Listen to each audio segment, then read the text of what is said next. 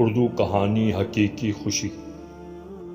بشیر ایک بنگلے پر ڈرائیور کی نوکری کرتا تھا۔ 3 بچے تھے، بڑی بیٹی 9 سالہ لائبہ، 7 سالہ یاسر، پھر 4 سالہ فاخر اور بیوی زینب۔ کرائے کا مکان تھا۔ اس مہنگائی کے دور میں گزارا بہت مشکل ہو پا رہا تھا۔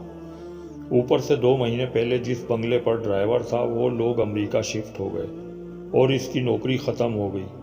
بہت ہاتھ پیر مارے لیکن اس کو نوکری نہیں ملی۔ ملک کے حالات اور مہنگائی نے غریب سے 2 وقت کی روٹی بھی چھین لی۔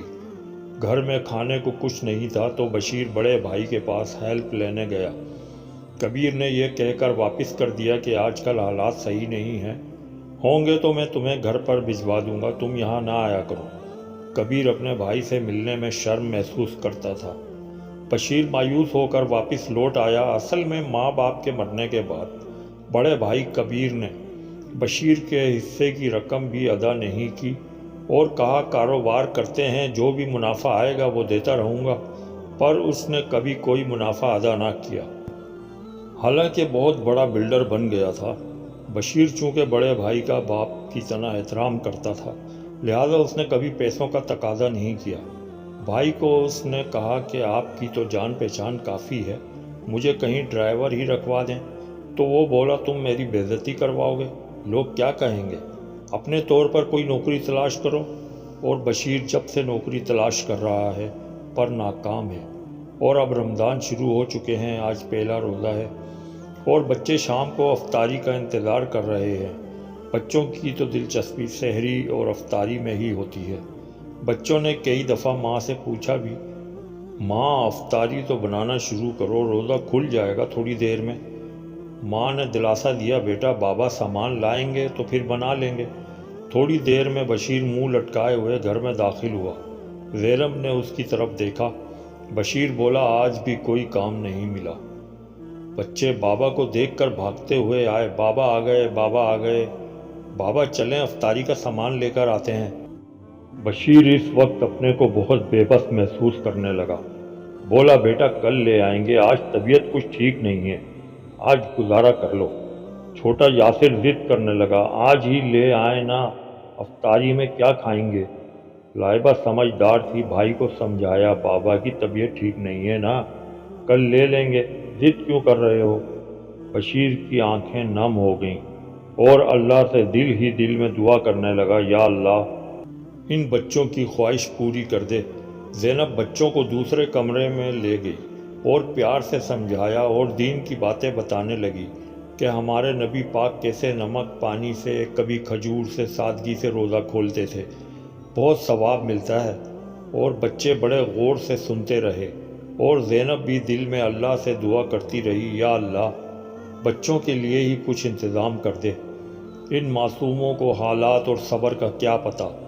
روزہ کھلنے میں 10 منٹ باقی تھے۔ زینب نے دسترخوان بچھا کر پانی کا جگ، گلاس اور چند کھجوریں جو عصر کی نماز کے بعد کوئی اللہ کا نیک بندہ سب نمازیوں میں کھجور کے پیکٹ تقسیم کر رہا تھا، بشیر کو بھی دے دیا۔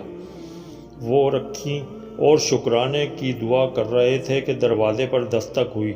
دیکھا تو سامنے گھر والی بچی ایک پلیٹ میں افطاری اور چھوٹے جگ میں شربت لیے کھڑی تھی۔ خالہ، یہ امی نے بھجوایا ہے، پہلے روزے کی خوشی میں، برتن بعد میں دے دیجیے گا۔ اور زینب دروازے ہی سے اللہ کا شکر ادا کرتی ہوئی دسترخوان تک آ گئی، یہ لو بچوں، اللہ نے تم لوگوں کی دعا قبول کر لی۔ اور بچے بھی اللہ کا شکر ادا کرنے لگے۔ یاسر کی خوشی تو دیکھنے والی تھی، بس بشیر کو دن رات کوشش کے باوجود کام نہ مل سکا۔ رمضان میں کب کوئی کام پہ رکھتا ہے۔ وقت بہت تیزی سے گزرا اور رمضان کا آخری عشرہ آ گیا۔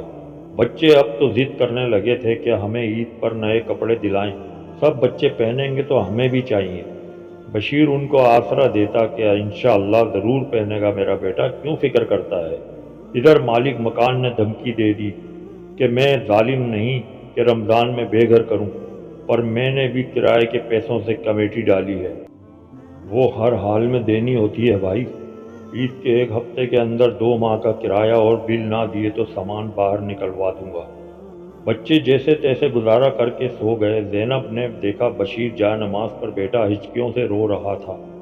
وہ بھی اللہ کے حضور گڑ گڑا کر دعا کرنے لگی کہ اے رب کائنات، ہم تو ہر حال میں تیرے شکر گزار ہیں، پر ان معصوموں کو تو بس اپنی معصوم خواہشوں کا پتہ ہے، ان کی قسمت سے ہی کچھ انتظام کر دے، ان کے معصوم دل ٹوٹنے سے بچا لے، کوئی غیب سے مدد فرما، میرے شوہر کو حلال کا روزگار عطا فرما دے۔ کچھ دیر بعد سحری کا ٹائم ہو گیا اور جو میسر تھا اس سے سحری کر لی، نماز پڑھی، قرآن کی تلاوت کی، تھوڑا دن نکلا تو کام کی تلاش میں نکل گیا۔ آدھا دن گزر گیا، کوئی کام نہ ملا، تھک ہار کر ایک بڑی شاپ پر گیا، پوچھا بھائی کوئی کام مل سکتا ہے؟ دکاندار لاپرواہی سے بولا نہیں ہے بھائی، سائٹ پر ہو جاؤ۔ ایک عورت سامان لے رہی تھی، اس نے کہا یہ میرا سامان گاڑی تک چھوڑ دینا۔ بشیر سامان اٹھانے لگا تو دکاندار بولا ارے میرے لڑکے رکھ آئیں گے، چھوڑیں، پتہ نہیں کون ہے۔ عورت بولی نہیں کوئی بات نہیں، آپ آ جائیں بھائی۔ اور بشیر نے جب سامان گاڑی کی ڈکی میں رکھا تو وہ بولی کتنے پیسے ہوئے بھائی؟ جو مرضی دے دیں، بشیر بولا۔ عورت نے 200 روپے نکال کر دیے تو بشیر بولا یہ محنت سے زیادہ ہیں۔ وہ بولی کوئی بات نہیں، رکھ لیں۔ بشیر کو حوصلہ ہوا چلو بچوں کے لیے کچھ تو آ جائے گا۔ اسی طرح شام ہو گئی، کام تو نہ ملا، پر آج 200 روپے جیب میں تھے، شکر ادا کیا، جو کچھ لے سکتا تھا لیا اور گھر آ گیا۔ افطاری کے وقت بچے بولے بابا اس رمضان میں فروٹ چاٹ تو بنا ہی نہیں رہے۔ یاسر بولا مجھے کچھ نہیں پتا، بس کل فروٹ چاٹ کھانا ہے۔ بشیر بولا بیٹا اس رمضان میں بابا کی نوکری نہیں ہے نا، دعا کرو اللہ بچوں کی جلدی سنتا ہے، بابا کی نوکری لگ جائے۔ لائبہ بولی بابا مجھے فروٹ چاٹ نہیں کھانی، آپ پریشان نہ ہوں، جب نوکری لگے گی تو کھا لیں گے۔ ماں نے سینے سے لگا لیا اور بشیر کو ایسے لگا جیسے کسی نے اس کا دل مٹھی میں دبا کر بھینچ دیا ہو۔ دل سے فریاد نکلی یا اللہ کسی کو اتنا بے بس نہ کرنا۔ کبیر بھائی نے پلٹ کر کبھی بھائی اور بچوں کی خبر نہیں لی، لیکن خبر ملتی رہتی تھی کہ ان کا بڑا بیٹا میٹرک میں گیا تو نئی گاڑی لے کر دی ہے، اور اس رمضان بھی لوگوں میں راشن بانٹا ہے، وغیرہ وغیرہ۔ اور بشیر کے بچے روز عید کے کپڑوں کی فرمائش کرتے اور بشیر اللہ کے آسرے پر بچوں کو کہتا کہ 1-2 دن میں کوئی کام ملتا ہے تو لے لیں گے، فکر مت کرو۔ اب عید میں 2 یا 3 دن رہ گئے تھے، چاند کے نظر آنے پر منحصر تھا۔ اس بار لائبہ بولی یہ پڑوس والی میری سہیلی فرحین ہے نا، اس کے ابو امی ریڈ کلر کی اتنی پیاری فراک اور شوز دلا کر لائے ہیں، آپ کو پیسے کب ملیں گے؟ اب تو عید قریب ہے۔ بشیر اپنے جذبات پر کنٹرول کرتے ہوئے بولا میری گڑیا فکر کیوں کرتی ہے، دیکھنا اللہ پاک کوئی وسیلہ ضرور پیدا فرمائے گا۔ میرے بچوں دل چھوٹا مت کرو۔ دوسرے دن شام کو یاسر کی فروٹ چاٹ والی بات یاد آئی تو بشیر جیب میں 200 میں سے 30 روپے بچے ہوئے تھے تو وہ علاقے سے دور ایک فروٹ کی دکان پر گیا۔ فروٹ کے دام پوچھے تو آسمان سے باتیں کر رہے تھے، وہاں لوگ خریداری کر رہے تھے اور بشیر سائیڈ میں پڑے کریٹ میں دیکھنے لگا جس میں مکس گلے ہوئے فروٹ جو نرم ہو گئے تھے وہ رکھے ہوئے تھے۔ بشیر نے اندازہ لگا لیا تھا کہ ان میں آدھے فروٹ صحیح تھے اور اسے یاسر کی ضد یاد تھی، سو اس نے موقع دیکھ کر فروٹ والے سے کہا بھائی یہ 30 روپے لے لو، مجھے اس کریٹ سے کچھ فروٹ لینے دو۔ دکاندار بولا نہیں بھائی یہ پیسے رکھو، یہ تو ویسے ہی رات کو پھینک دیتا ہوں یا کوئی بکری وغیرہ کے لیے لے جاتا ہے، یہ شاپر لو اور اپنے مطلب کے لے لو۔ بشیر نے شکریہ ادا کیا اور شاپر میں ڈالنے لگا۔ سامنے کھڑی ایک بڑی سی گاڑی میں سے ایک شخص بشیر کو دیکھ رہا تھا۔ جب بشیر اپنی ضرورت کے مطابق گلے فروٹ لے کر کار کے پاس سے گزرا تو اس شخص نے شیشہ نیچے کر کے آواز دی بھائی سنو۔ بشیر نے کہا جی مجھے بلایا آپ نے؟ وہ شخص بولا جی، یہ آپ کیا لے کر جا رہے ہو؟ بشیر کی آنکھوں میں آنسو آ گئے اور کافی ہمت جمع کرتے ہوئے بولا سر 3 ماہ سے بے روزگار ہوں، چھوٹا بچہ شروع رمضان سے فروٹ چاٹ کی ضد کر رہا ہے، آج تو وہ بہلاوے میں بھی نہیں آ رہا تھا، سوچا اس میں سے صحیح حصے کاٹ کر چاٹ بن جائے گی تو وہ خوش ہو جائے گا۔ اس شخص نے کہا یہ اسی میں ڈال دیں اور فکر نہ کریں، میرے ساتھ آئیں۔ وہ انسان فرشتہ بنا کر بشیر اور گھر والوں کی دعاؤں سے اللہ نے بھیجا تھا۔ اس نے ڈھیر سارا فروٹ، کھجوریں، سموسے اور راشن دلایا، ڈکی میں رکھا اور کہا مجھے اپنا گھر دکھائیں۔ گھر کے سامنے گاڑی رکی، ڈرائیور نے سارا سامان اتارا۔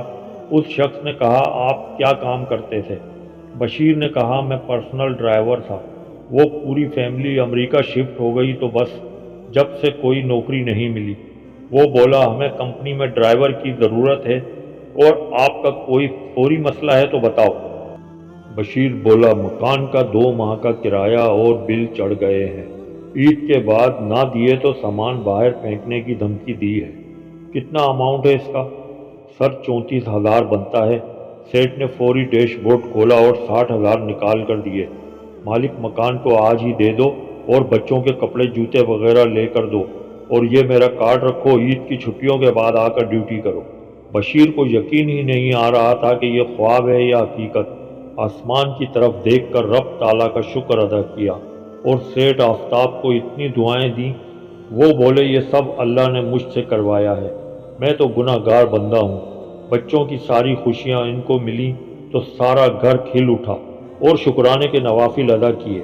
اگر ہم میں جو صاحب حیثیت لوگ ہیں اپنے ارد گرد کے لوگوں کا وسیلہ بنے تو معاشرے سے دکھ، پریشانی، خودکشیاں، قتل و غارت، مایوسی اور لوٹ مار میں کمی آ سکتی ہے۔ پلیز خاص طور پر رمضان میں دل کھول کر حقیقی ضرورت مند لوگوں کی مدد کریں تاکہ وہ بھی مقدس مہینہ اچھے سے گزار سکیں اور ان کے بچے بھی عید کی خوشیوں میں شامل ہو سکیں۔